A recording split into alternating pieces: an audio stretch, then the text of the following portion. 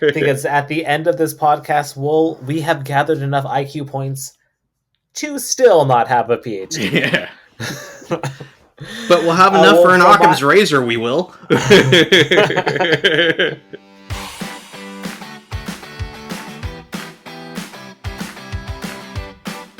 Welcome to Theoretical Nonsense, the Big Bang Theory watch-along podcast. No PhD necessary. We're the podcast that recaps all episodes of the Big Bang Theory, no spoilers. So hop into your favorite spot, make yourself a grasshopper, and enjoy the ride.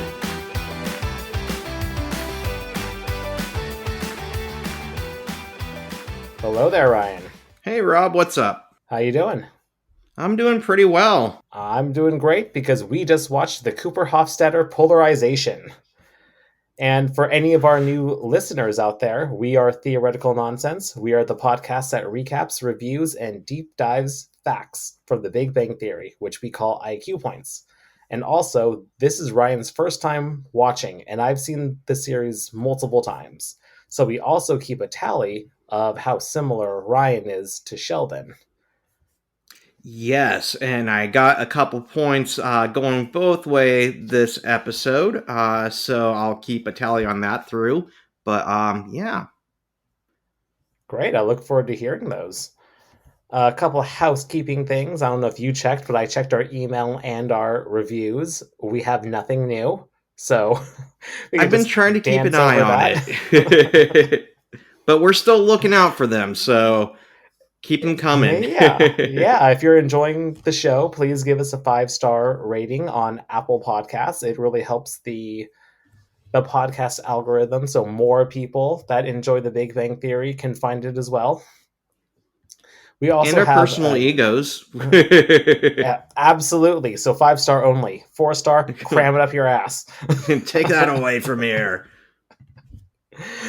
We also have an Instagram account at Theoretical Nonsense Pod, and our email is theoreticalnonsensepod@gmail.com. So feel free to send us a message, write us a review, DM us on Instagram.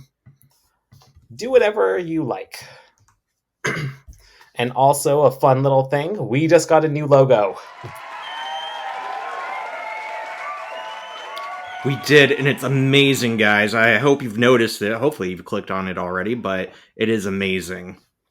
Yeah, that first one with the black background was something that I just crudely made up because when we started a podcast, you have to have some sort of artwork.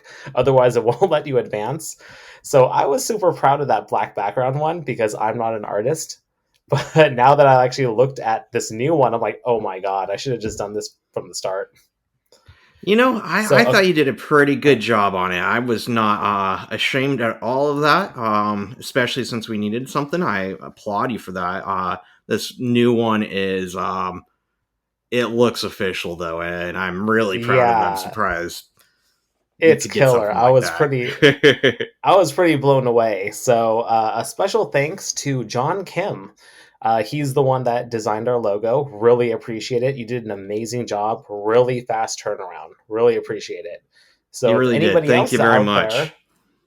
If anybody else out there is looking for some artwork to get done, check him out at johnkimdesigns.com. So I'll put his website in on the show notes, just in case if anyone needs a little extra work. He does it all. He does just digital stuff. He does like logos, artwork. He also does like animation things too. So if you're ever in the need of like a little bit of artwork, hit him up. He does a great job. I highly recommend. Right. Housekeeping over, unless I missed something. That's all I have. Cool. So what'd you think of this episode then? You know, it's not my favorite episode. I had a couple interesting thoughts about it. But overall, the characters didn't have as much development, or maybe they didn't develop in ways that I liked. And they kind of seemed, what's the word? A little childish at times. And that I found that a little annoying. Yeah, this was not my favorite episode, especially after coming off of the grasshopper experiment. They had a couple like really strong ones, and then this one just kind of got slipped in. And I usually watch episodes like at least 3 times in preparation of this podcast, just because I Hmm. watch it and I watch it and I pause it and take notes, and then I instantly watch it again just to see if there's anything I missed, and then I'll Yeah. wait like a week and then I'll watch it again. But this one, it was like a one and done. I was like, yeah, I'm good. I don't need That's to all I watch this one need. I'm again. out. Yeah, Yeah. not a lot happened. It wasn't terribly interesting. Like you said, the characters really didn't grow or anything like that. We kind of just learned more about Sheldon just being an asshole. That's a good way to His put god it. complex. Yeah. A little god And complex. that's something, yeah, he just thought that he was above everybody else and his way is what is the right way and the only way. But that's like a major characteristic of Sheldon. And I So I don't know like if in that. that's your Sheldon point. Do No, you have no, a I god don't think complex, Ryan? so. Yes. It's not a god complex. I am God. It's completely different. It's not a complex, it's my life. It's my life. In other episodes, Sheldon comes off as, kind of caring deeply about his friends and not admitting to it, but feeling scared, having emotions about the group breaking up and not being what he wants it to be because they're growing, they're changing, they're getting hair in special places and noticing girls, right? Yeah. But in this episode, Sheldon's actions just seem to be kind of an asshole. It's hard to explain his choices except because he was just kind of a jerk. And so I was like, yeah, that's I don't think that's me at all. I didn't give a point either way, but hopefully it's not me. I guess this now that we're talking about it out loud, now that I'm thinking about it, it's not necessarily well, he is an asshole. We'll just straight up say that. Just But get it out it's there. also yeah. But it's more of like he doesn't need, which they actually talk about, he doesn't need external validation. So he doesn't feel like he has anything to prove to anyone else. Whereas Leonard, like he needs that praise. He didn't have it Yeah. growing up. He didn't get it from his parents or anyone, so he's seeking it from other people, and that's why it's so important to him. Yeah. It's interesting. And, it also gets conflicting. I don't want to ruin it, but Sheldon also he doesn't want or need validation, but at the same time, he has some what is it hubris in it, right? He shows that he is the lead writer, that he takes full credit because he is the most amazing, and when anybody debates that, he doesn't take it lightly. So in some ways, he's No. doesn't need validation, but at the same time, if anybody questions it, boy, does he get angry. Yeah, and this does introduce a really major concept that I've noticed throughout the entire series, which I've kind of debated some people about too, is it's the philosophical conundrum of what's more important, the idea or the execution. So in Sheldon's mind, it's all about the idea. It doesn't matter how it gets created, it's all about the core idea. And that's what he was saying with this paper, was that it was his idea. But then Leonard chimed in and was like, but I wrote it. He didn't write it. He actually created the experiment To that prove it, validated it. right? Yeah, validated it. Yeah. So it's like, well, I'm on the Leonard side of this all. I'm on the execution side. I don't know about everyone else. Everyone else can feel free to chime in, DM us, email us. What are your thoughts on this? What's more important? But I've always been in the side of like, well, most people can usually just come up with an idea or any idea, but it's the people that can actually turn that idea into something. It's kind of like with Howard and being an engineer. He could actually build things. Sure, he didn't come up with the Ooh. idea, but his hands actually built it. So, sure, without the idea, he couldn't have built it, but without the actual product, their idea means nothing. Yeah, and this happens in literature all the time, right? That an author will have a great idea about something and somebody will still like a fraction of the idea or a good part of it and do it wonderfully and get famous for it. And people are like arguing, well, they didn't have the original idea. I'm not saying they plagiarize, but they take a concept and they redo it in a way that is like, wow, that's a great idea. And you get something that might be kind of cliche, and if it's done right, it's still really amazing. I'm trying to think of an example, and my mind's kind of going blank. I would say Breaking Bad. I have this on my mind because I need to watch Better Call Saul. That I heard it just ended, and I've heard it's fantastic, so I need to finish that up. But Breaking Bad, I mean, what we have is a guy who is an anti-hero. He is unhappy about his life, and he turns to making drugs to pay for his medical bills. And it's not quite anything super new. I mean, we have The Godfather that's kind of like that too. An anti-hero changing from what he thinks valid, noble to, a more sinister guys. But Breaking Bad was amazing. They did it so phenomenally, and they went into such detail with each character to make them unique and original that it doesn't matter if the main idea is completely 100% original if you don't execute it properly. Yeah, there's a lot of shows that have that very similar premise. It doesn't make it it doesn't mean you give credit to the original. Mm-hmm. I mean, how many high school teen vampire stories are there? And Twilight's the main one, right? One of my first thoughts is, I know you haven't watched The Office. We talked about this before, but in one of the seasons, in the later part of the series, one of the characters, he finds out that his friend created a business that was his original idea in college, but he never executed it. But he was kind of butthurt about it. He was like, well, that was my idea. What the hell?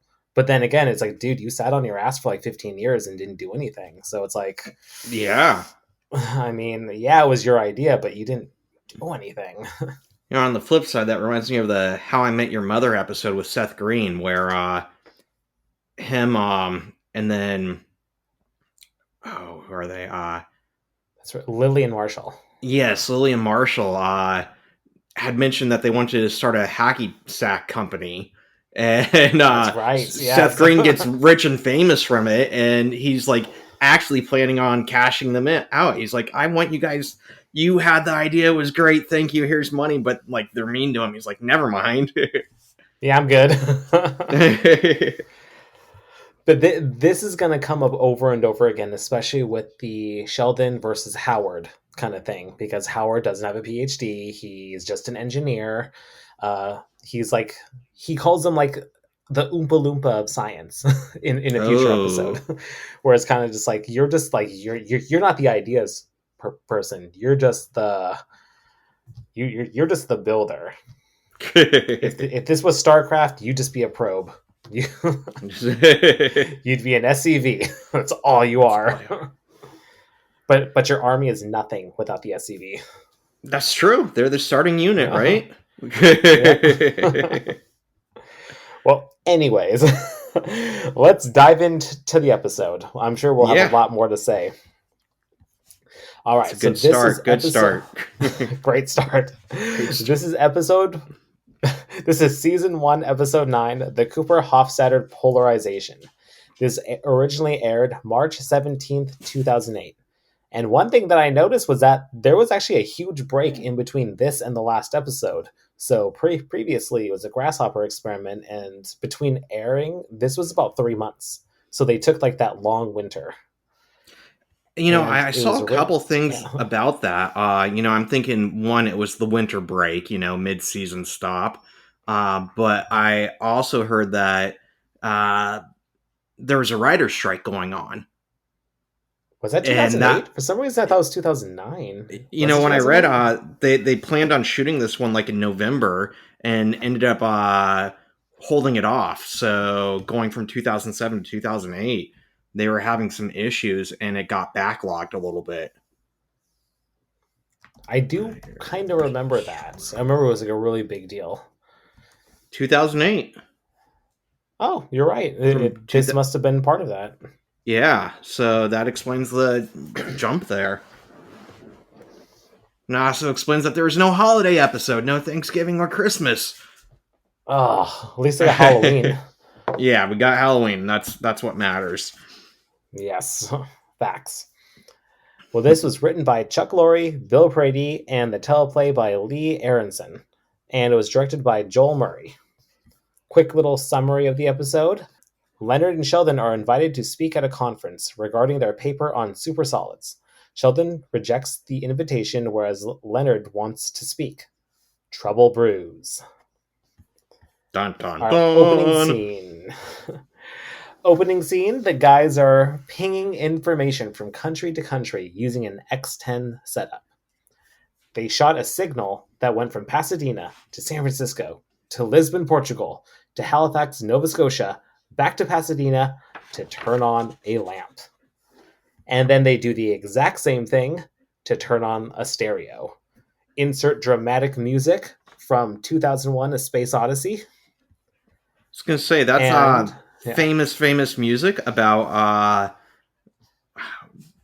basically the evolution of mankind, going from monkeys to intelligent individuals, and then going on to something even greater. Which, if you've ever seen that movie, it's insane, to say the least. It's very hard to follow, but there's a giant space baby that's on the cover, and humans have found a new technology and become something more. And in this case, their setup is something more.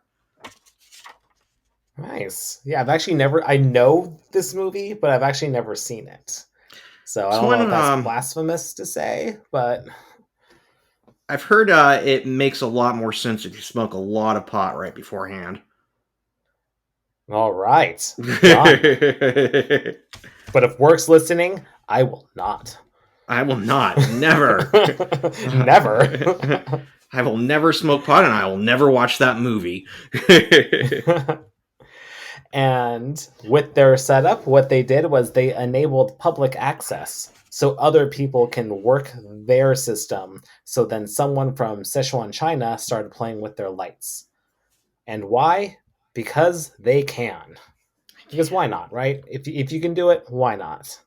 Yeah. And then someone takes over the remote control cars, one from Austin, Texas, and the other from Tel Aviv.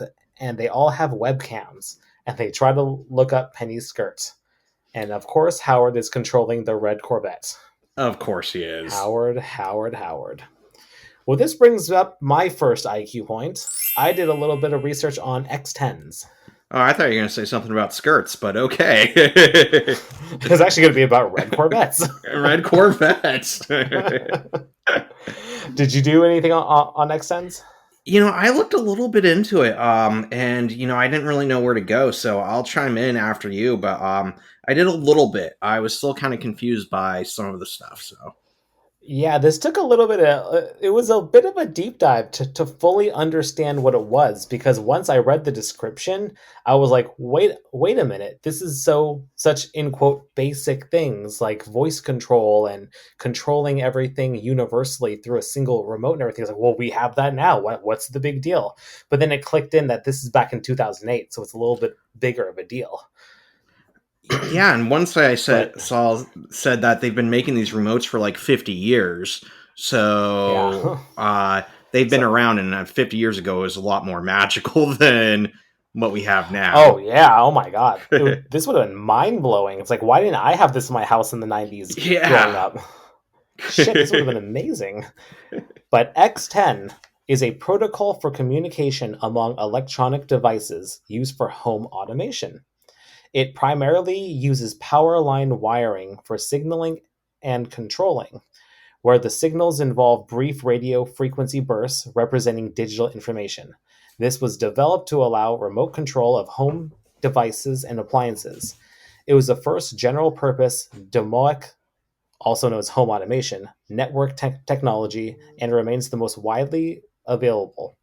X10 started in the 1970s, mostly for like lamps and alarms. Super cool at the time because all like electronic protocols were the same, so it was compatible with all appliances. So pretty much anybody could make their house a smart home since the 70s. But it's crazy that no one was doing it.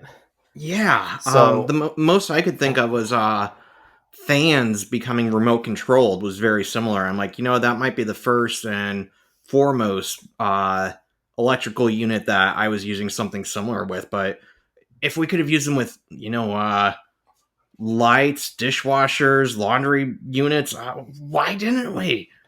You could have. So X10 seems like it's slowly going away since it required hard wiring, and it's slower compared to other forms of home automation. But like I said, this episode was in 2008, so it was before like the smart home boom. So that's why it was such a big deal to the guys. But as I was doing all this research, I was like, this sounds really familiar. This sounds like something that everybody has right now, like Google Home, Alexa. So my question was, what's the difference? Is there a difference? And the answer is yes, there is a difference. So there are other types of communication. So I guess before we get into that, we need to look at like what the other communication protocols are. So there's X10, which is hardwired, and then there are what we mostly know today, which is all based off Wi-Fi. So it just all depends on what the communication protocol is. So it's how information is sent from one appliance to another. So Google Home, Echo, all that stuff, those are platforms. So those are the platform of getting the communication, of getting something to communicate. But X10 is the actual protocol. So X10 is hardwired versus Google Home and Alexa, all that stuff. Or actually, I should call it Echo because it's an Echo, not Alexa. That's Wi-Fi. So that's how the communication goes from one point to another. So X10 is hardwired. So it's a little bit more complicated to set up because you actually have to go into your like your fuse boxes and everything like that and connect the wires and everything like that. Whereas with Wi-Fi, it's like Bluetooth or something like that. It's just click, click, click, it connects. Hardwired. But that requires... also when this was invented, it was not, I'm not going to say before the internet, but before anything logically or close to what resembles the internet today. This is way before it, so it makes sense that it was hardwired at that time. Yeah, very true. And most of the time now with smart homes with wireless, you need to have, in quote, smart devices. So if you wanted your light bulb to dim and you want to do it based on voice control, it's not based on the Google Home or the Echo. It's based off connecting to that specific light bulb. So that's where X10 can be somewhat superior to wireless, because you can connect your X10 to like your entire house, and you could turn off lights based off telling it to communicate to the actual fuse box, and then it'll just turn off your lights or dim it if it's capable of dimming and things like that. So that was actually my major question: is X10 still a thing? So these days, most home automation equipment is run by a wireless connection, infrared, Bluetooth, Wi-Fi. So there are some electronic diehards out there that do reprogram everything into X10. So it still is a thing. So if you do this, you can hardwire your Google Home and your Echo to turn on and off your lights without needing a smart bulb or anything like that. It'll just hardwire directly into your house. I guess if you're like a doomsday prepper and you're living off solar energy, that's the way to go, because you won't have internet. That's true. You'll still have electricity unless the plants go down, but what's going to go down first? Your Wi-Fi. Right? That's the first thing. You take out the communication. We all know about fire sales, right? Yeah. No, I'm just a doomsday prepper. Well, you better get X10 then. That's why I like this idea that I'm a person being a doomsday prepper, and they're like, I can live on my own. I grow my own crops. I can, forage. I can tan hides and make clothing. But of course, I can voice activate my light system. Yeah.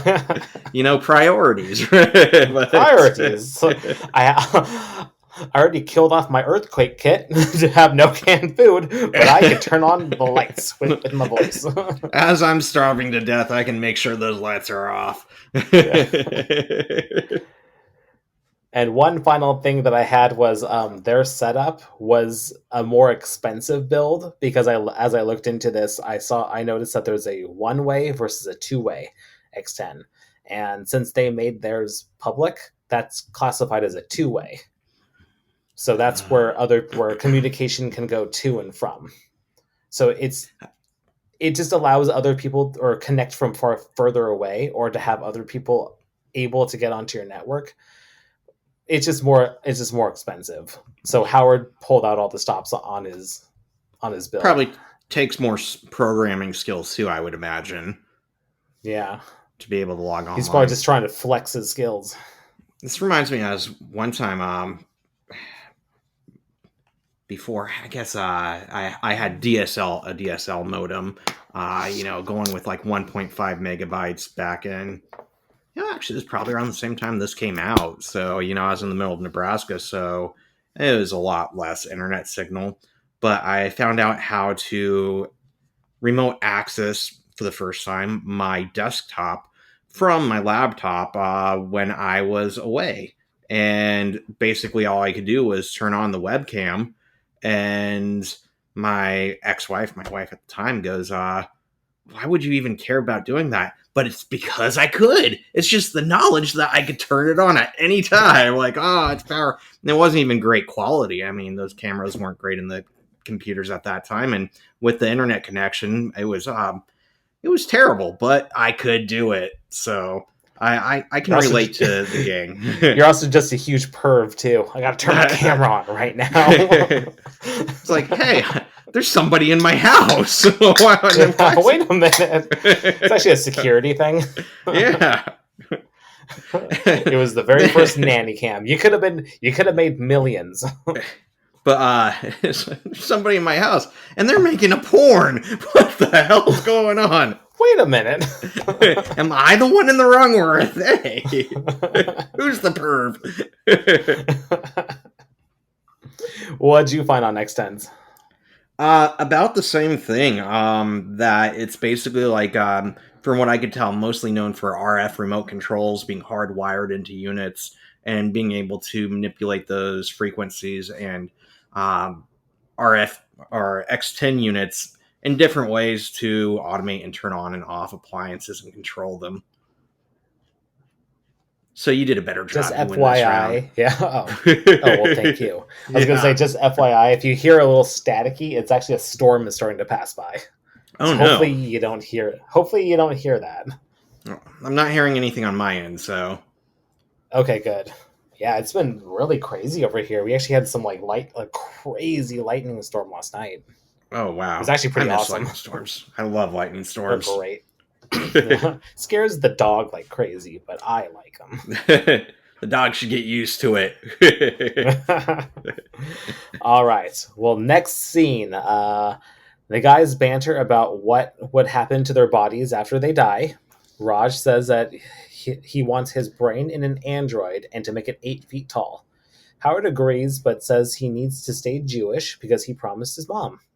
I thought that was really nice. We're peeling back the onion a little bit that Howard is a huge mama's boy.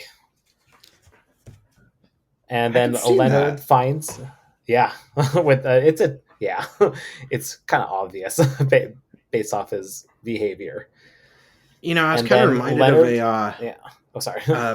Ghost in the Shell, one of the series, not the movie. There was an episode where a person's dying of some sort of disease, and his family's religion says that he can't be improved with cybernetics, and so he ends up dying and has his intelligence transferred to a tank that he runs on a rampage with.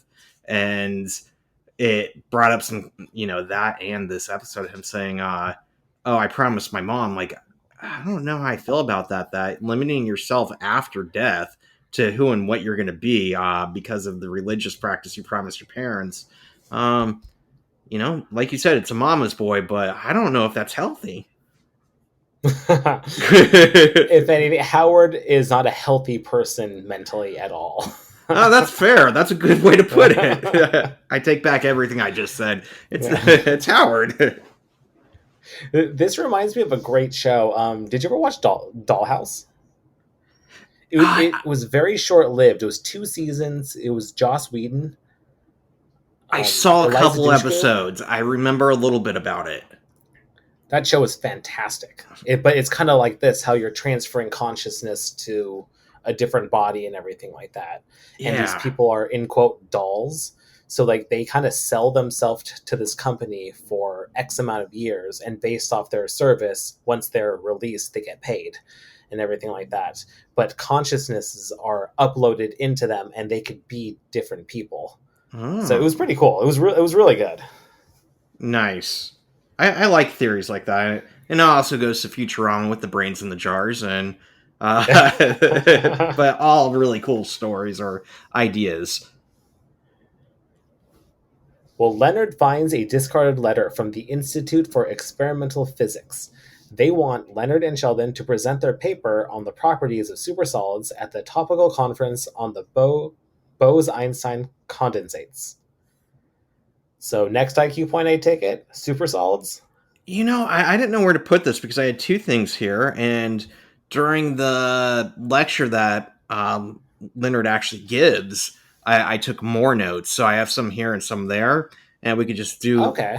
kind of complete, or the only thing I had besides that was saying that this is an actual conference.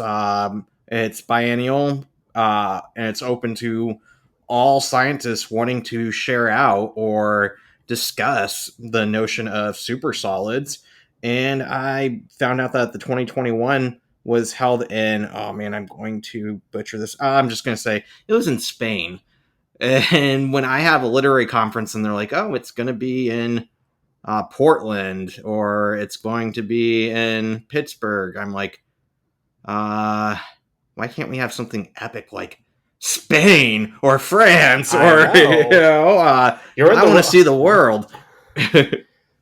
my dude. You are in the wrong field. You should have gotten into particle physics.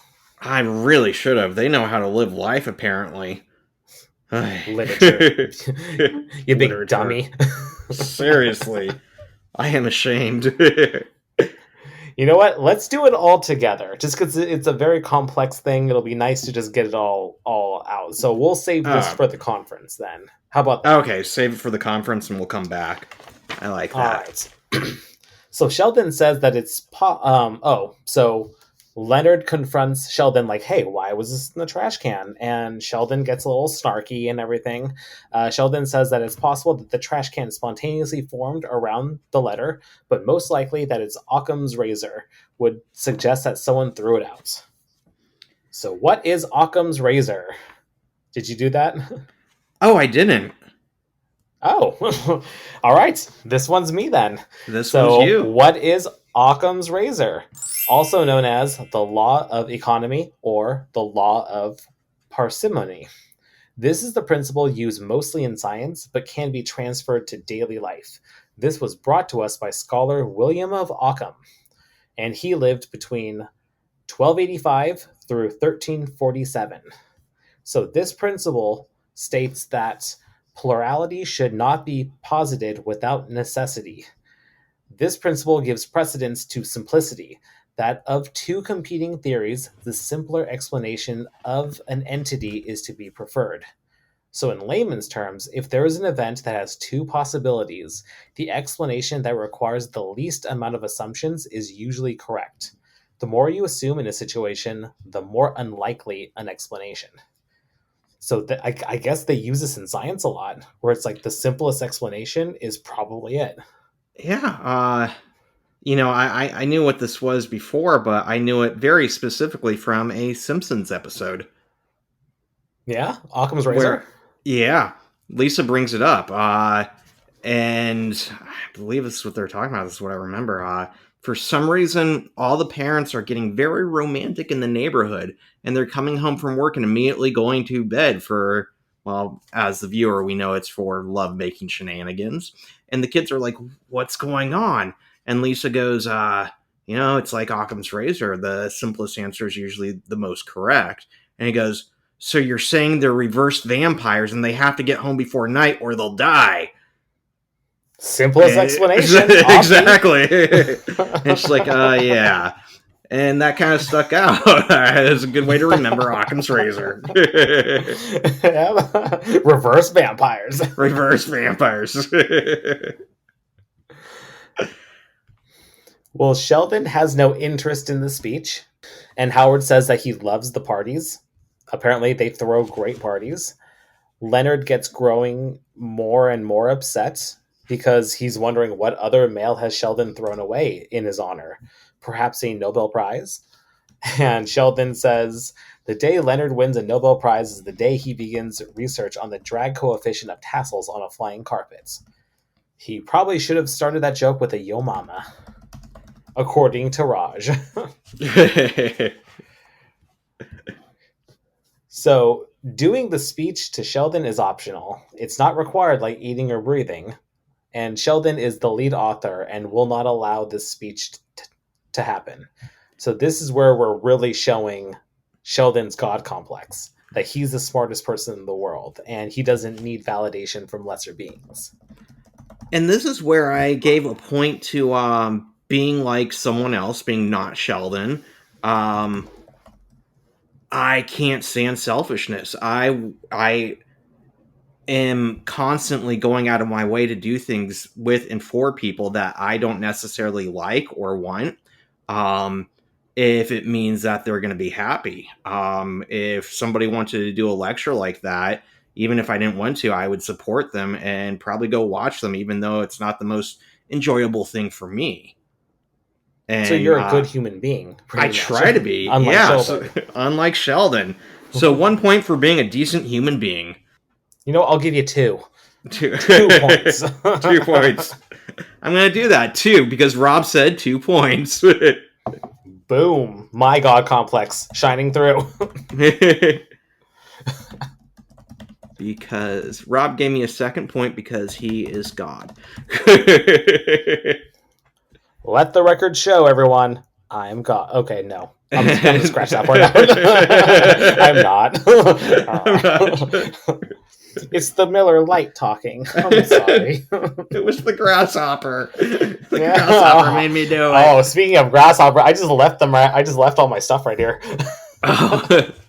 I just didn't bring it downstairs, so it's still just sitting right in front of me.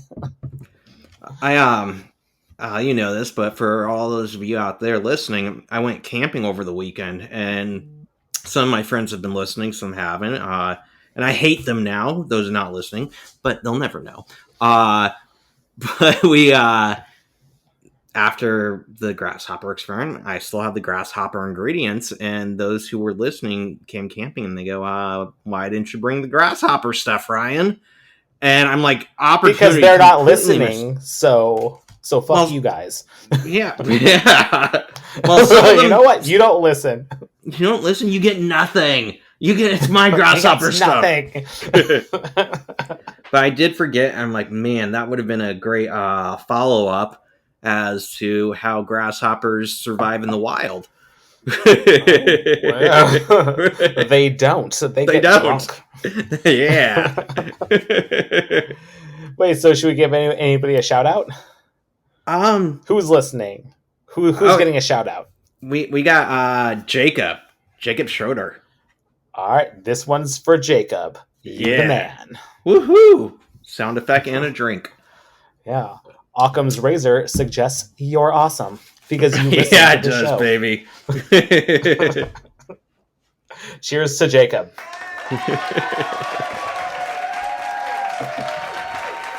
All right, moving on. Next scene. Leonard and Sheldon are just not speaking to each other. They're mad at each other. Sheldon is constantly trying to mentally explode Leonard's brain, like the movie Scanners. And then Penny is helping Leonard pick out an outfit, and they end up just throwing everything away. Very typical relationship things. Not that they're in a relationship, but it's a little taste to come. But it's like, yeah, it's very classic.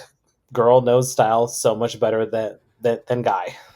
It's that stereotype, and also that not just that he's a guy, but he's very I want to say socially awkward, but definitely not into fashion at all. No, which we'll get into because I did a half IQ point on corduroy. Oh, I because did he had know. a corduroy suit. But I will throw in that corduroy is I don't know what it's called, but sometimes there are textures or images that bother people, and corduroy really irritates me. It makes me feel like I can't breathe, like touching it, looking at it, feeling it. I hate corduroy. You mean like just the mere image of it, like kind of like triggers you or something? So if, Yeah, it's I'm not some going to sort do of. it, but say because I don't own corduroy, but if I was wearing a corduroy and we were in the same room, that would like irk you. I would not like to look at you, and I would not be touching you. Well, then I'm never wearing corduroy. Exactly. Touch me. Although I've had exes before wear corduroy when they're mad at me because they're like, "Yeah, I know you don't like this." I'm like, "Oh no, it's my kryptonite." Wow.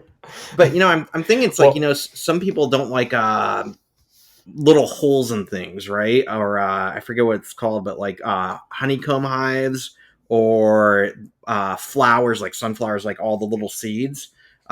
Those images bother a lot of people, and I'm fine with those. But corduroy, man, it gets under my skin.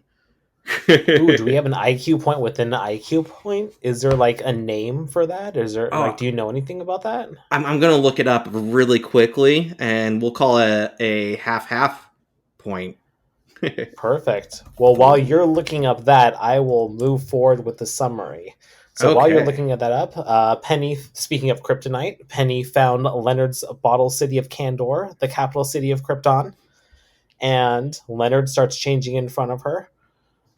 And then also Penny finds his Battlestar Galactica flight suit, not a costume, a flight suit. I made some comments on that, but I did just find out what I was looking for, so I'm going to jump back. All right. Trypophobia.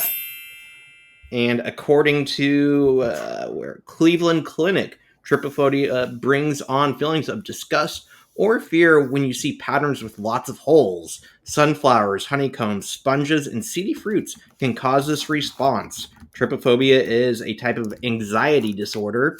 Most people don't have a true fear of holes. Exposure therapy may help manage repulsions. I can tell you, exposure therapy with corduroy. My parents got me lots of corduroy in middle school. They're like, you'll learn to like it. I didn't. I learned to hate it more. Did your parents just really like corduroy? Is that why they wanted you to? Or did they just notice that something was like wrong and they were trying to fix it? I think they like picking on me a little bit. Oh, It's funny. Oh, he's kind of suffering. What can we do to increase that anxiety? Ha ha ha. Actually, I think it's one of those things where parents don't believe their kids, or they think their kids are just like complaining or something, and so they're like, "It's not a real deal. You'll just deal with it." I hear this happens with kids with allergies quite frequently, where they're like, "You're fine. Eat the blueberries," and they eat the blueberries, and then they get sick, and the parents are like, "How was I supposed to know?" Well, your kid was telling you, "I don't feel well. I don't want to eat the blueberries." I think that was a big thing with color blindness for like a long time too. Was that they just assumed that their kid was like stupid rather than investigating. It's like, well, Yeah. how do you not know that's red?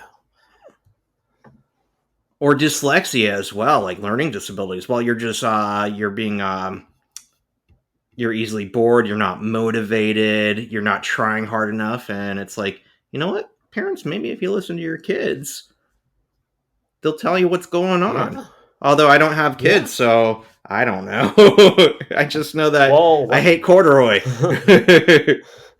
Well, when I have my kid, I'll let you know how often I listen to him. That's fair. Now listen here, little Jimmy. There isn't a clown demon under your bed. You're fine. Oh no, Jimmy's gone. Or it's going to be like 10, 15 years from now, and you're like, yeah, my kid still can't talk. Rob, he can talk, and he's talking plenty. You're just not listening. No. Sorry, what'd you say? What?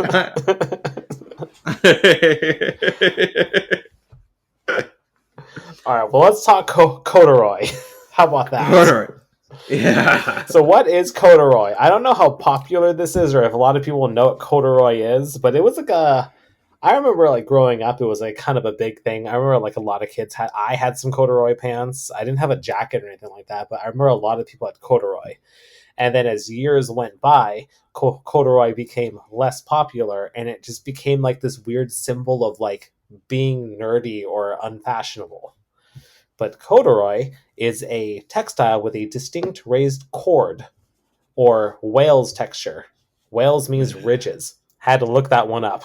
And it's usually a thicker material. Other names for corduroy.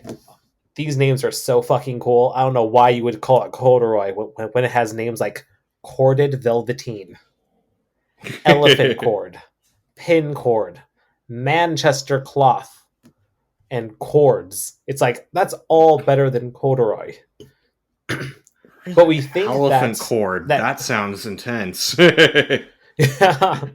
Well, we think that like people think that it was derived from the French phrase corduroy, which translates to king's cord. Even better, king's cord. Come on. Or was it? Dun dun dun dun. Some actually say it originated in England. Some say that the name derives from the English word cord, referring to the ridged appearance of duroy, which was a contemporary wool fabric. So corduroy, ridged wool fabric.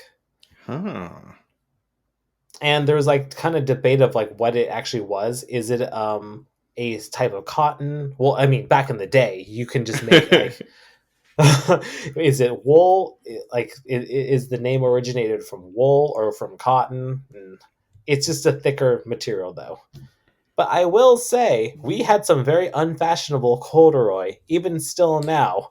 But some looks fucking great. Like, I was like looking at some like that.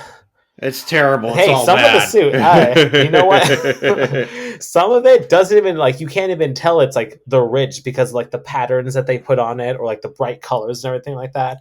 Growing up, it was black or brown. That was all we got. Here's your corduroy. It's black or it's brown. It's like, what the fuck? You didn't get like the purple or the green?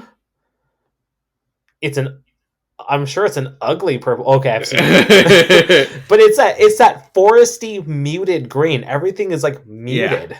Yeah. Whereas like if you take it, but if you see like today's fashion, like I was looking at like some more fashionable ones, and there was this Zachary Levi, the guy who plays Shazam. He was in Chuck and everything. He went to like an award show, and he was wearing this like lavender suit made of corduroy. It looked fucking awesome. It looked really good. I was like, dang, that's what you could do with corduroy? And we got stuck with the forest green. I want to say the bright colors will help it, but I don't know. I'm traumatized at this point. You could tell I'm very upset about the 90s fashion. We all looked like shit in the 90s. Hey, we had some yeah, no, we look like shit. I'm thinking of like the early 90s with all the bright neon pastel colors and Happy Kids and, you know, Parachute did you ever do that thing at the mall? Wait, was that 90s or was that 80s? What was it?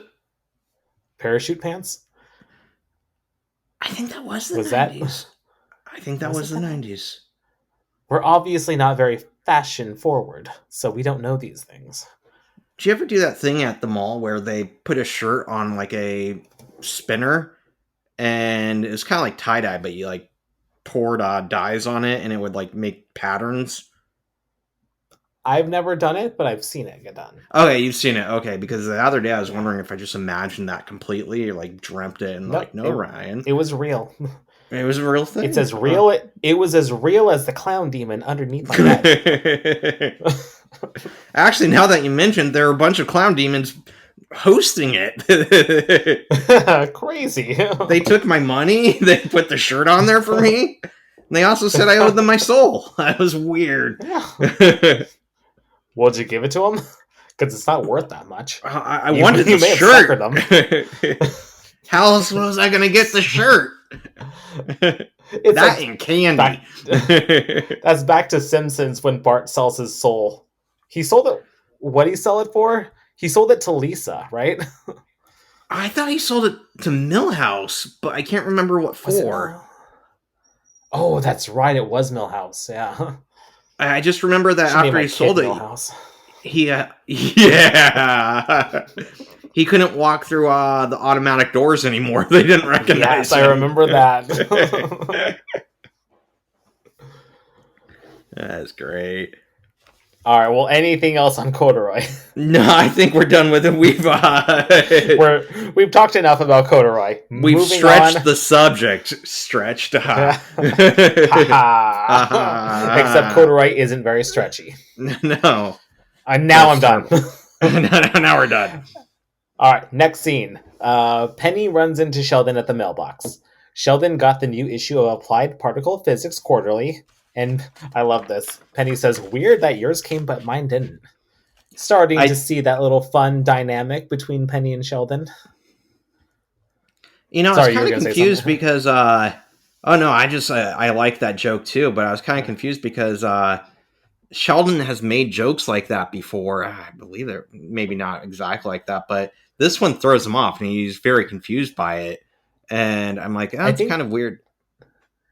I think this is also like the God complex in him too, where it's about he understands it when he is the one in control of the situation, but if someone takes him out of that comfort zone, he's thrown off and doesn't get it. Yeah. He gives his little Sheldon fake laugh. we all have a fake laugh. And then Sheldon, I love this part. Take no offense, but I'm completely fine walking up the stairs in complete silence. Love that part. that has a good straightforward line. That part. And she takes it with stride. She's like, okay, but keeps talking. Yeah. Yep. So Penny addresses that Leonard and them are not talking, and she wants to understand. She addresses the misunderstanding, and Sheldon gets upset and says, "A little misunderstanding? Galileo and the Pope had a little misunderstanding." So then Penny asks if he's having a hard time fighting with his best friend, and it didn't click into Sheldon that Leonard is his best friend and that he's feeling upset about it, that could be the reason why. So yeah, and that maybe maybe that's why he's been feeling an unconscious emotional turmoil that he couldn't poop. That's we're not going to go into this too deeply, but unconscious turmoil and bowel movements definitely strike me up as a point for Sheldon. All right. Well, it sounds like you need more curry in your life because curry is a natural laxative. Shameless plug to our first episode. So we actually talked about how curry is a natural laxative. So if you haven't listened to our first episode, you should download it. Shameless plug over. So Penny then puts her foot in her mouth and says that Leonard called Sheldon's idea a little idea. And that just freaks Sheldon out. He corners Penny and he gets her to reveal the truth. Yep. That's that Leonard said that Sheldon had a lucky hunch. Oh, and that drives Sheldon mad. And then he gets mad at Leonard as soon as he walks up, and then Penny just bounces. It's like, oh, weird. Peace out. Yeah, I'd probably do the same thing. Like, that was weird. All right, bye. We should have been in silence, huh? Yeah. You know, I have to say, I did research a IQ point on Galileo and the Pope. Let me have it. All right. So this is a mix of websites, but mostly from newsroomucla.edu. And it's my understanding that the information is somewhat debated because, you know, it was back at the time that if you went against the church too much, they killed you. So people were continually going with the church or saying they were going with the church. And, you know, information was skewed in favor of the church. But what we have is that, and, you know, Galileo being heavily, associated with acknowledging the sun as the center of the galaxy, right? The solar system, not galaxy. And that the Earth moves around the sun. The sun and planets don't move around the Earth. And to say anything different was heresy. It was against the church. And in 1616, he was warned by the church, at that time Pope Urban VIII, to stop saying these blasphemous things that there's evidence the sun or the Earth is moving around the sun. And in 1632, Galileo publishes a book dialogue of the two world systems, and the church launches an investigation against him, saying this is definitely saying that the Earth is not the center of the universe. And in 1633 there's a trial, and from my understanding he basically says, you know what, I'm sorry, there's a lot of confusion. Of course, the Earth is the center of the universe. I was just writing this for, to practice my argumentation skills. I was just trying to provide different ways of thinking. But of course, the Earth is the center of the universe. And accordingly, he never actually confessed to believing the theory that the sun was the center of the solar system. And there was some notion that they were going to torture him and make him confess what he actually believed. And instead, he got put in prison for a day and then sentenced to house arrest until 1642 when he died. And there's like this famous quote that he was supposedly muttered under his breath during the trial of, and yet it moves, as he's saying stuff like, oh no, of course the Earth is the center of everything. And people say, well, then he muttered, but yet it moves, to kind of, backhandedly say, yeah, this is garbage. But technically there's no documentation of that. But again, a lot of rewritten history or not completely organized or recorded history leaves a lot of questions and what was actually going on. But it does seem like he got into a little trouble. However, he never admitted what the science actually proved was correct. And what else? Oh yeah, there's also quite a bit of information to say that even though they were kind of in a fight, that Galileo was treated pretty humanely, and that they made sure to offer him comforts when he went to jail, and that he was not tortured. There was no reason for that. Some people say it was because he was too old and they didn't want to torture an old man, but no one really knows. It's kind of interesting. Or maybe they covered it up. They covered it up. He didn't die in 1642. They buried him alive. With the clown demon. With the clown demons, Galileo. Occam's razor in action. Makes sense. It must have happened. It happened. It's the easiest solution to me. Yeah, makes sense. We are at the conference. Leonard is in his corduroy suit. And Leonard... sorry, I'm going to start over. I got that wrong because I only watched this once. So Leonard comes out of his room in his corduroy suit, and he goes to the conference. He admits that he was talking shit about Sheldon to impress Penny.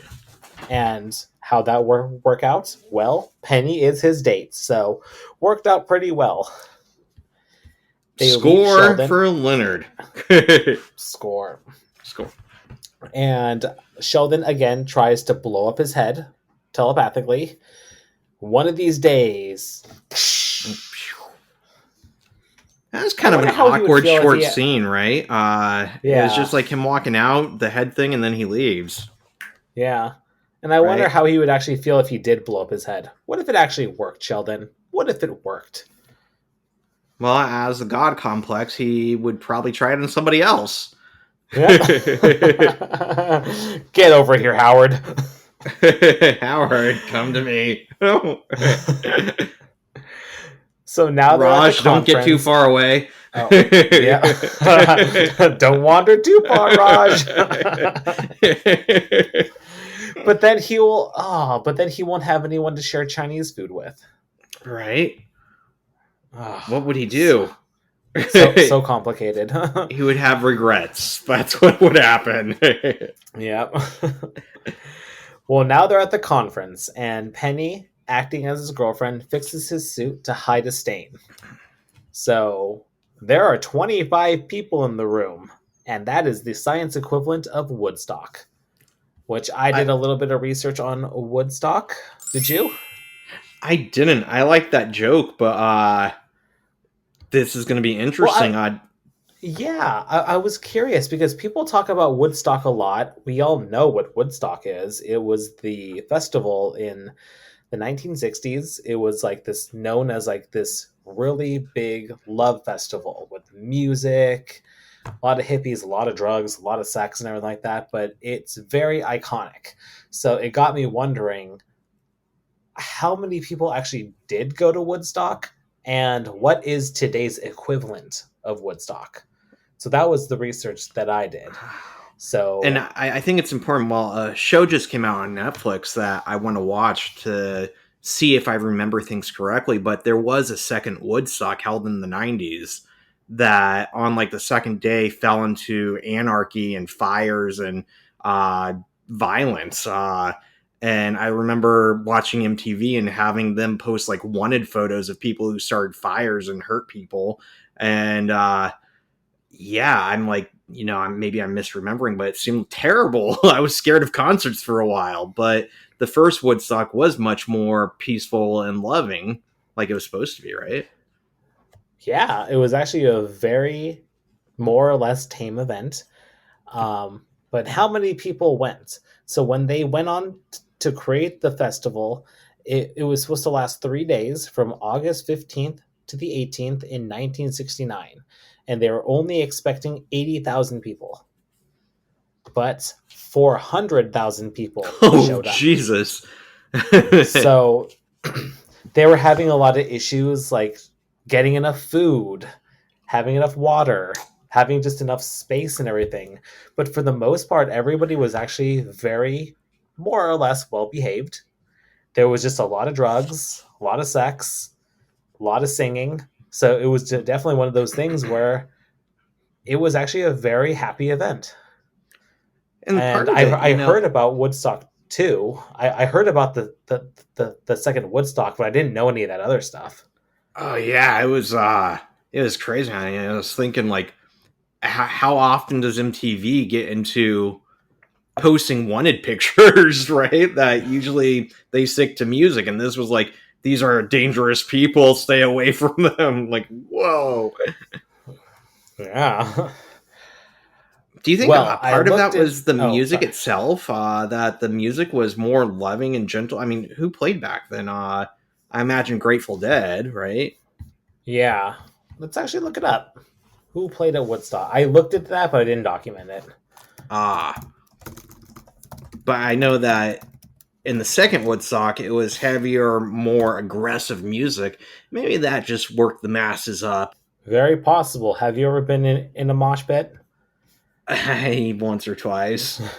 I'm not very moshy. I just got thrown around like a little rag doll. Yeah. Oh, it wasn't. Oh man, it's not the mosh pit that I was part of. It was called the Wall of Death. Oh no! No, what is that?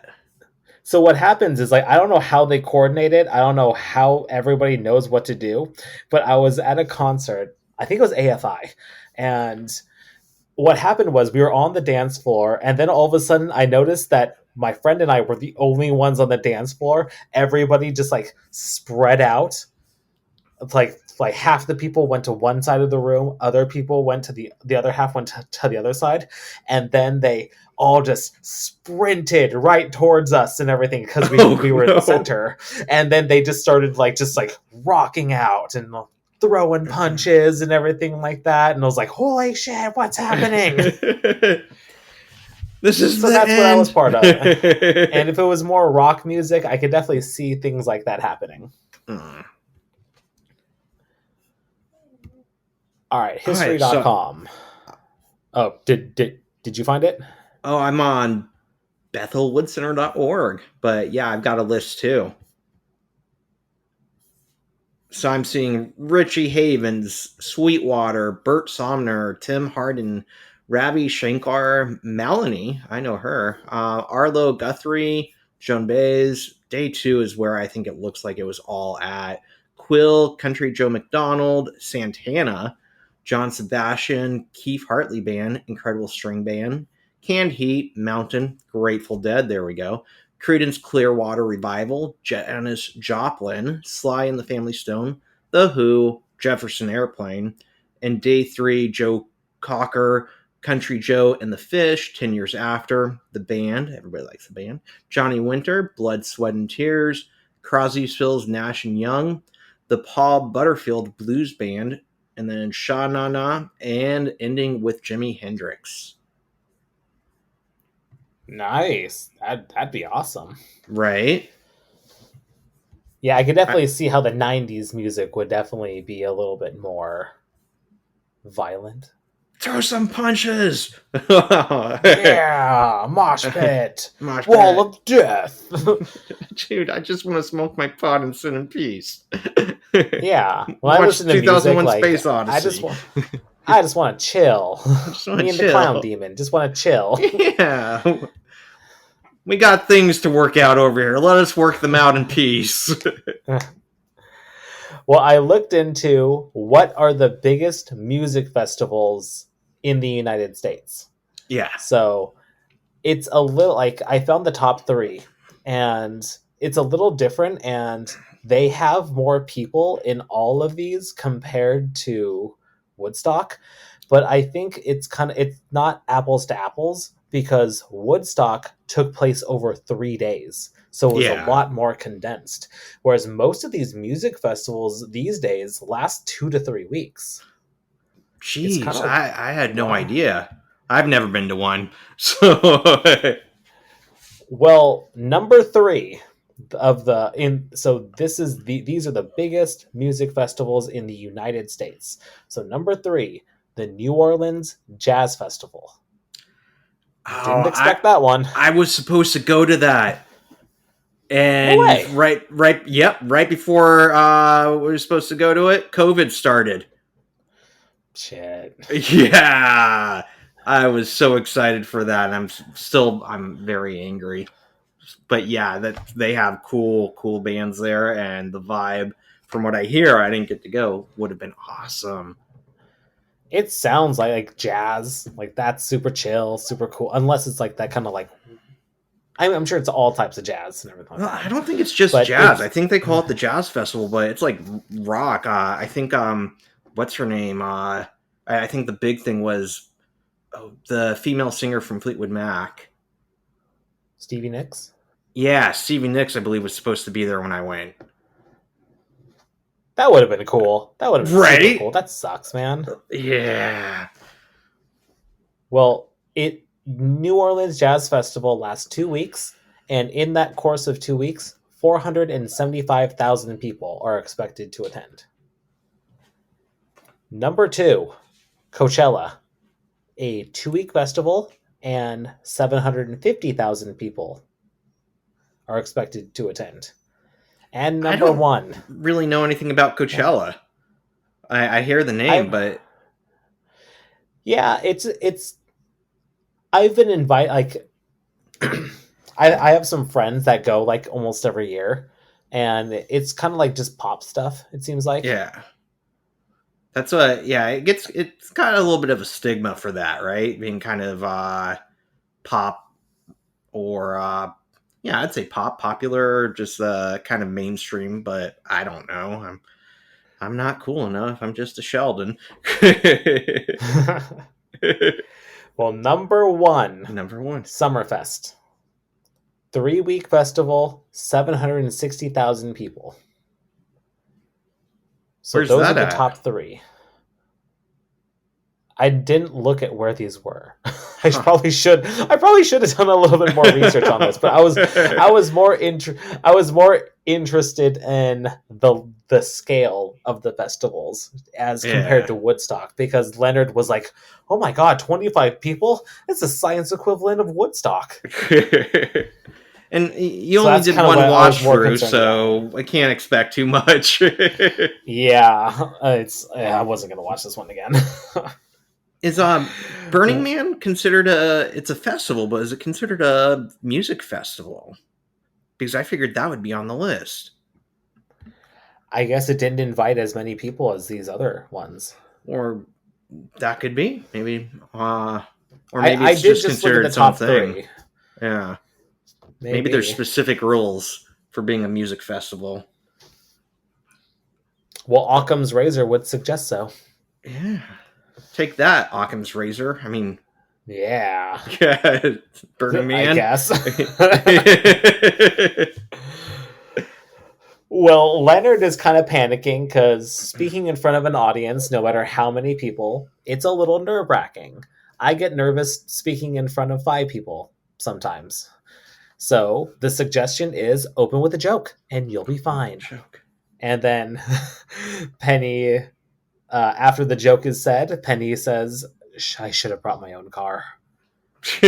So let's talk about the joke. We gotta talk IQ about the point. joke. The next IQ point. I did not understand this till I looked it up. Yeah.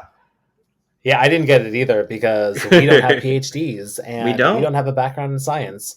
So, all right, a recap of the actual joke itself.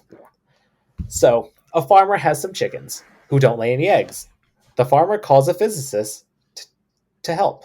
The physicist does some calculations and says, "I have a solution, but it only works for spherical chickens in a vacuum." Ha ha ha ha ha. Insert laugh track right here. So let's talk about this.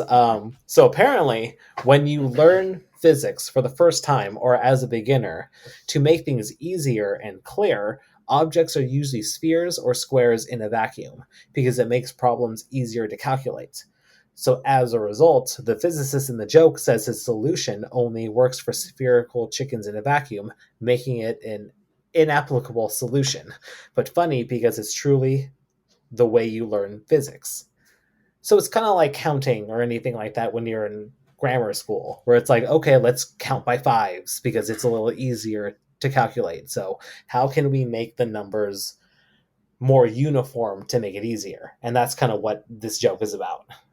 Yeah, I got a little bit different information, but it's on the same track there. That the notion is that there is just so much involved in physics, especially theoretical physics, subatomic particles and whatnot, that we have to have a starting point, and that starting point is where things are basically at their most simplistic, being, like you said, spheres in vacuums. That spheres have the least resistance of any shape, and vacuums have no outside forces because it's lacking any particles. And we can start to understand or make assumptions and theories based on what's happening without those outside influences. But in real world situations, that's completely impractical. Nothing's a perfect sphere. Nothing exists in a complete vacuum. And the part of the joke apparently comes from, it's actually an offshoot of a saying that, well, we need spherical cows in vacuums, that when we have other problems, I think there was actually a joke that kind of comes up here and there without an actual origin. Pretty much the same thing. A farmer's having trouble with cows, and a physicist comes back and says, "Well, we have a solution, but it involves spherical cows in a vacuum." And the notion is that physics is so difficult that we come across problems that in our lifetimes we're not going to solve. And so Leonard's just kind of adapting that joke to kind of the farmer and the chicken type situation, and everybody loves it. I guess those who understood it without having to do research. Yep, because they all have PhDs, I'm sure, and they actually understand these kind of things. the the PJs, the PhDs make jokes funnier. I never would have thought it. Well, Occam's razor would suggest otherwise. Yeah, Occam's razor says PhDs are the joke. Wait, that doesn't make sense. Wait a minute. Wait a minute. I think I'm confusing everything. Leonard goes into the room and they zoom in on his poster board, and he looks such a terrible photo. He looks so bored. And his presentation is titled Paradoxical Movement of Inertia Changes Due to Putative Supersolids. So this might be a good time to start talking about supersolids. Yeah. Would you like to take us off? I can get us kickstarted. And I read, and it took me a while to realize what they were talking about, but it seems that poster is a typo. It says movements of inertia measurements, right? Yeah. What did the sign say again? It says paradoxical movement of inertia changes due to putative supersolids. It's supposed to say not movement, but moment of inertia. Did I copy it down wrong? Nope. Apparently, it was a typo in the show, or that's what the thought is. Because in the next scene, when he's actually giving the presentation, he definitely has it spelled moment of inertia measurements up on his slideshow. Oh, so someone probably got fired for that. Yeah, mistake. They just got Occam razored. Yeah. wait. So what I got is, what he says is data shows at temps approaching absolute zero, the moment of inertia changes and solid becomes a super solid which clearly appears to be a previously unknown state of matter. And that's, once I did a little bit more research, is basically what supersolids are. That when an element is cooled down to almost 0K, it takes on characteristics that are different than a solid.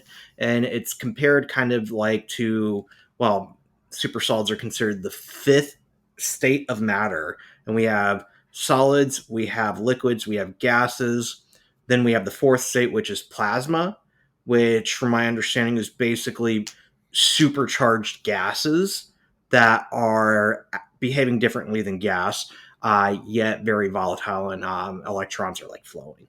In this case, when things are cooled down so much, the atoms it seems like they kind of merge into each other and become superatoms that are not necessarily in accordance to the same properties of singular atoms. That you can kind of still tell what they are, but at the same time they behave differently and in new ways as a new matter would. And from my understanding, they test this out with what's called torsional, if I pronounce this correctly, a torsional pendulum. And that is basically a pendulum that's hanging and spinning. And this is important because Sheldon mentions later that he had the idea when he was watching kids playing on a merry-go-round. And a merry-go-round would be this type of pendulum where it spins on this axis perfectly, and the kids are hopping on and off, I guess. And he's thinking about, if something's spinning and the particles are interacting this way, he comes up with this idea. And the moment of inertia is basically, from what I understand, the opposition to rotational force. So basically what it takes to get particles moving, or a mass or any matter to move. And the notion, from what I understand, their presentation is that the force it takes to move a solid is different than the force it's taking to move a supersolid in a pendulum, a spiral, which means that they are different matters. That's my understanding. What do you got? That's a much better explanation than what I found. This was so over my head. I actually had to hop on YouTube and try to like watch videos on it and everything, and I just like could not make sense of it. I was like, man, this is like really complicated stuff. I spent way too much time on this. My notes are jumbled, and I still don't believe I got it completely right. So if anybody says, "Hey, Ryan, you don't have a PhD," you're right. I don't. We neither of us do, and that's okay because at the end of this podcast, we have gathered enough IQ points to still not have a PhD. Yeah. But we'll have enough for an Occam's razor. We will. Well, in my research, a super solid is not actually a solid, as like you said. It's almost like a super fluid. So it's a liquid that flows without friction or velocity. So it has molecules together. It's solid and liquid at the same time with frictionless flow. This normally can't happen in classical physics. So if you and I were on the merry-go-round and we were to run into each other as two physical solid states of matter, we would just kind of bounce off of each other. But with the super solid, in the certain conditions, they will actually merge and become one. Oh. And that is kind of what the super solid is. So certain conditions are happening in the environment where these atoms are just coming together to become like a super atom. They kind of just grow together. Which is interesting because on the other end of the spectrum, plasma, when there's a lot of heat, a lot of temperature, the atoms are kind of merging like that too, kind of flowing together more smoothly than we see at the states of solid, liquid, and gas, that a super solid moves frictionlessly. Now that's a word. Yeah. So I kept coming across a metaphor, which will hopefully kind of like either confuse you more or make it a little clearer. But imagine... I swear, if you say spherical chickens in a vacuum... There's this metaphor. Think of chickens in sphere shape. It's actually a spherical super solid in a vacuum. Well, imagine you have an orchestra together, but everyone is playing their own tune until they begin to follow a conductor. In a normal solid, every atom has its own behavior until very close to absolute zero, which is the temperature. Then quantum mechanics takes over and dictates everyone to play the same tune. So they're all being different, and then they become one. That's physics professor Moses Chan's musical metaphor for his discovery that atoms in a solid can condense into what he likes to call one giant atom, a new phase of matter called a supersolid. I don't know if that helped or made it worse. I like that. From what I am understanding, that makes sense to me too. This notion that the boundaries, what makes each atom an individual musician, gets broken down, and they're kind of forced into cohesion to become a part of something bigger, the orchestra. Yeah, but they merge all as one. Yeah. Like they almost like absorb each other. So they like take off their clothes and start having fun as they play in the orchestra. Yeah. Occam's razor. They Occam razor it. What type of orchestra is this? It's actually a spherical razor in a vacuum.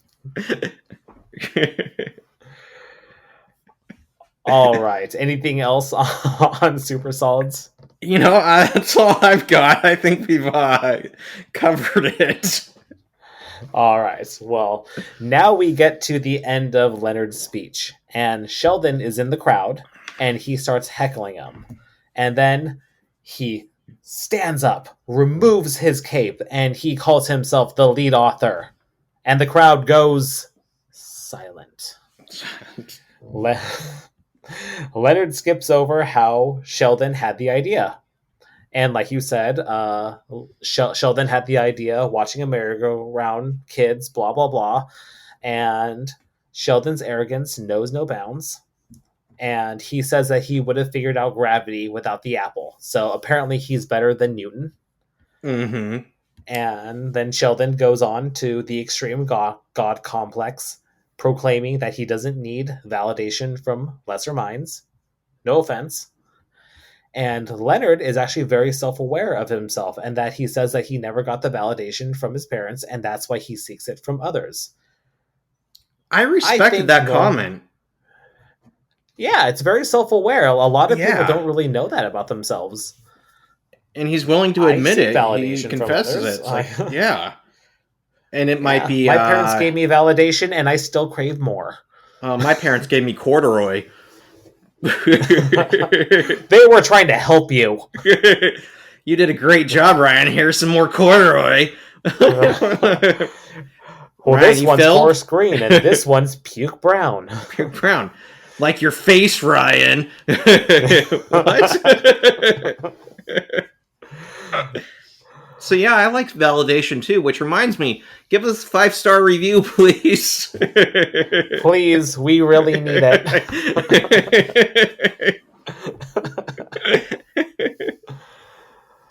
Well, Leonard and Sheldon start getting into a fight because Sheldon tries to pop his brain, which is super rude if you really think about it. Especially in front of the Woodstock of science, right? 25 people. I know, but he does warn the front row to get out of the blast zone.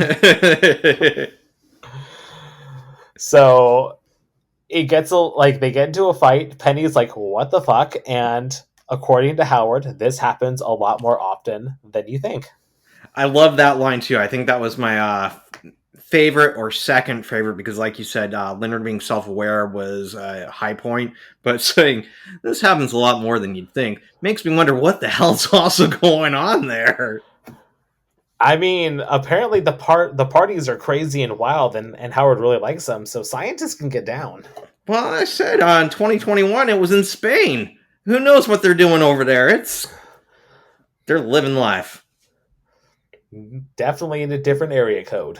You know what I'm saying? Yeah. What happens in Spain probably doesn't just stay in end Spain, up on YouTube. Yeah. Which happens. Which is apparently what happens in this one. So, Howard, what a dick. He posted a video of his friends fighting and having a humiliating moment. That's such a dick move. Yeah. You don't do that. Yeah. But it's 2008. It's one of those things like where people do post embarrassing things, but it's like, dude, come on. See, I could see myself doing this, not posting it, but making the video, adding the humorous music, and then making all my friends watch it again to kind of point out, hey guys, you're being silly here, and us all have a good laugh at it. But I wouldn't post it for strangers to give me validation. Actually, no, maybe I would. I don't know. Well, I assure you they did not get validation because I took the time to write down what all the comments were. Oh, wow. So the title of the video was Physics Gone Wild. And at that point, this is definitely not the YouTube interface because it had views per hour, which YouTube does not. I don't know if it ever had that in the beginning, but I don't think it looked like this at all. But it said that it had 12,000 views per hour, which is kind of a lot for... Yeah. Probably got posted the day before. So, here are some of the comments. Pirate Girl 137 says, "The crazy one is awesome." Probably referring to Sheldon. I would have to say Sheldon, right? Yeah.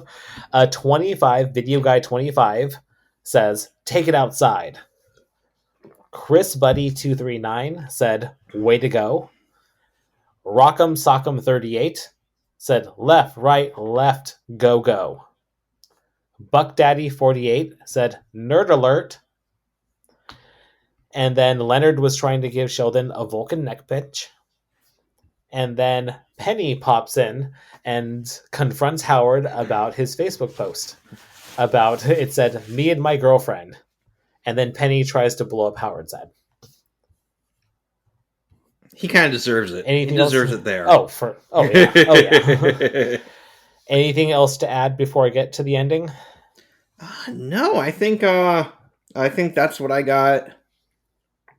I was going to add that the song he added, I believe, was Three Blind Mice, and I did appreciate the humorous, you know, adding a little bit of silly music makes things seen in a different light. I make my students read a story by, let me double check this. I probably should read it with them since I'm teaching it, but Have you not read it? You read no, it. I've read it. I've read it lots. I just always forget the. Okay. I throw my students a book and I don't even read it. Yeah, I don't know. I don't know how to read. Well, it's by George Orwell, the guy who wrote Animal Farm, right? Animal Farm, which I haven't read either. But every time I bring him up, I want to say Orson Welles, and he is definitely not Orson Welles, so I always have to double check just so I don't mess that up. But in the story called The Hanging, he's talking about his experience of leading a prisoner from a prison cell to the gallows. And in the process, he notices the prisoner do things that kind of bring his humanity to surface. And one part is a dog comes in and tries playing with everybody. And I always think about this scene where the dog comes in and plays with people, and play it to music of like the Three Stooges or something. And how awkward would it be to have this high pitched trumpet do do do do do do do with these prisoners about to execute a man. And once I point that out, my students are like, "Yeah, this is a really awkward scene." I'm like, "Yeah, I got the picture of what he's trying to discuss here." So yeah, I appreciate him throwing in the happy-go-lucky version of Three Blind Mice. Nice. For what that's worth. So we can move on to the credits, post credits. Post credits, we are back in Sichuan, China, and a couple guys are watching the YouTube video that Howard posted, and then someone starts playing with their lights. And they look at their screen, and it's Wallow Wizard, also known as Howard. It's Howard, which I had to double check this, but it's his last name, right? Wallowitz. Yeah. Yep. So I probably should have known that, but I didn't pick up on it. And I did You'll learn the characters a lot more in the future. Last minute partial, maybe full IQ point. The shirt the guy's wearing in China in the last scene. What about it? Did you pick up what it was? I didn't know what it was. Oh, I didn't look at it. I didn't even bother. I only look at Sheldon shirts. I was, we've mentioned before, like the sign coming up for Green Lantern, and I kind of thought it was like a Green Lantern thing, but it was like basically a red shirt with a square and what looked like a dagger or a stake going through the square.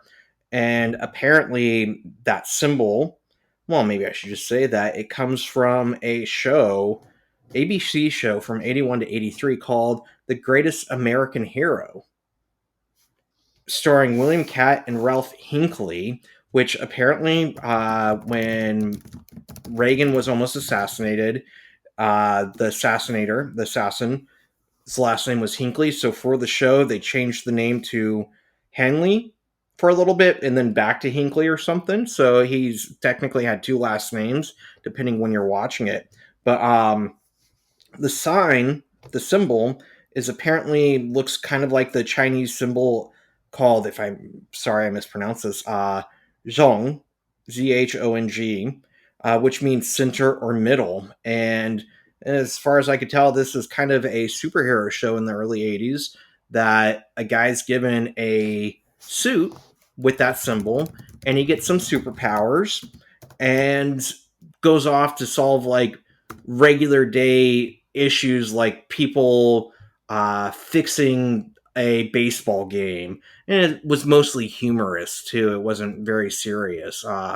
And I listened to the theme song a little bit and watched a few scenes and it seemed fun, but I had no idea. But I think it says something that the guy in China who's making fun of the YouTube video and gets his lights played with by Wallow Wizard is wearing the Greatest American Hero t-shirt, which seems like, well, that's as nerdy as you get too. So Yeah, that's the deep dive right there. Right? Very nice. I thought it was going to be a little thing like, oh, Green Lantern's enemy, and then like something like, this is not what I thought it was.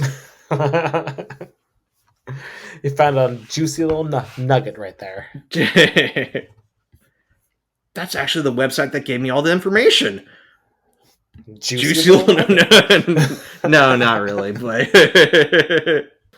well, that was it. That's it. That was the episode. Didn't love it. Didn't love Sorry, it. but didn't love this one. I feel like as I watched this, not enjoying it, I feel like this was a prime example of why people don't like this show. I noticed that most of the jokes were just saying, the guys were saying basic things just with a larger vocabulary. And I feel like that's a big issue with this show in general, is that half the jokes are just saying things nerdily. You know, it's like, what's one of the examples? Oh, he couldn't poop and everything like that. Oh, like I'm hitting some turmoil, blah, blah, blah, and everything. It's like, I couldn't poop. So unconscious turmoil. Yeah. But yeah, it's basically I was stressed out and couldn't poop. I had my intention with my best friend. Yeah, in normal human lingo, it's I'm having an issue with my best friend and I'm a little stressed out. I'm constipated, right? Yeah, or he's having an unconscious turmoil. Mm-hmm. It's like, yeah, that's kind of what I picked up in this. Like we were saying earlier, there really isn't much character development with the exception of Sheldon's God Complex. And there weren't a whole lot of IQ points. And honestly, the ones that we did weren't terribly interesting. Sorry, I should badmouth our own show. But I am God, and I say it sucks.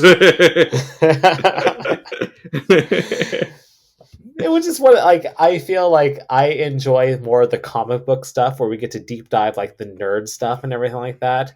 This was like X10s, super solids, corduroy. Yeah, it wasn't, and the super solids were above my head. You know, I feel like we both did a what's the word? A commendable job trying to discuss these because we don't got the PhDs, so. Yeah, we didn't do it justice. But you know what we do got? I got a total of 10 points for being Penny or someone else, and 11 points for being Sheldon. This tally got me up. Still Sheldon. I'm still Sheldon by 1 point. Man, it's like neck and neck. It's neck and neck. This is I don't know where this is gonna go. All right, well, let me count how many actual IQ points we had. 6 IQ points and 3 partial IQ points. That's still a healthy number. It's just I felt like they weren't on the same caliber as some of the other ones. Yeah. Yeah, you know, I thought this effect. That last episode. Hey, if you haven't listened to our grasshopper effect, I keep calling it effect. Grasshopper experiment. If you haven't listened to the grasshopper experiment episode, there are some juicy little nuggets on that episode. Full of the nuggets. I'll tell you what. I'll tell you what. I'll give you a juicy nugget. All right. Well, anything else to add? You know, I'm going to throw it in that I'm going to say that part of this might have been due to the writer's strike, that we are seeing some ramifications of if you don't pay the writers and they get mad, you're not going to have the same quality of material as if you have happy writers getting paid what they deserve. That's true. I remember I was listening. I didn't deep dive into the writer's strike, but I was actually listening to a different podcast about it. Not about the strike, but they talk about it. But a lot of it had to do with the Netflix rights. Yes. This is the time when streaming was becoming this huge thing. And they were trying to cut out the writers from the profits and proceeds from all the Netflix views. Which, if you really think about it, like, that's fucked up. And the writers were thinking forward to the future, right? And the producers were basically making contracts saying, the streaming rights don't really account for much. Don't worry about them. You're not really making that much more money. That's all there is now. If they hadn't fought their battle back then, they would have been screwed. So I support the writer's strike, although I remember one of the biggest disappointments in my life was when Scrubs ended with a fairy tale episode, and it didn't come back in the spring. It took a while to come back out. And for the longest time, I thought it was just over. I was so sad. Which fairy tale one? Was it the Alice in Wonderland? Not Alice in Wonderland. Yeah, no. It wasn't Alice in Wizard of Oz. Was it the Wizard of Oz? No. It was like medieval. There was like a princess and a prince and knights, I believe. I can't remember the story that was told with it. Well, I'm rewatching Scrubs at some point, so I'll let you know if I come across. I'm also listening to their podcast too. Nice. That is a podcast worth listening to. They deserve PhDs. Yeah. Facts. Facts. All right. Well, that's all I have. All right. That was great. Great conversation. That was this episode. Glad it's over. I enjoy talking to you. Didn't enjoy talking about this episode. Sadly, now that you bring up the writer's strike, it makes me wonder if it affected this next episode too. Oh, no. Well, next time, we are talking Season 1, Episode 10, The Lumenfield Decay. So remember, please leave us a review. We're on Spotify, Apple, and Stitcher. Follow us on Instagram. We're at Theoretical Nonsense Pod. Email us at theoreticalnonsensepod@gmail.com. And also, don't forget to give John Kim a little bit of love. If you need any artwork done in any way, hit up johnkimdesigns.com. He deserves it. He's awesome. Thanks for listening. Thanks, everyone. Yes. All right. Bye, everyone.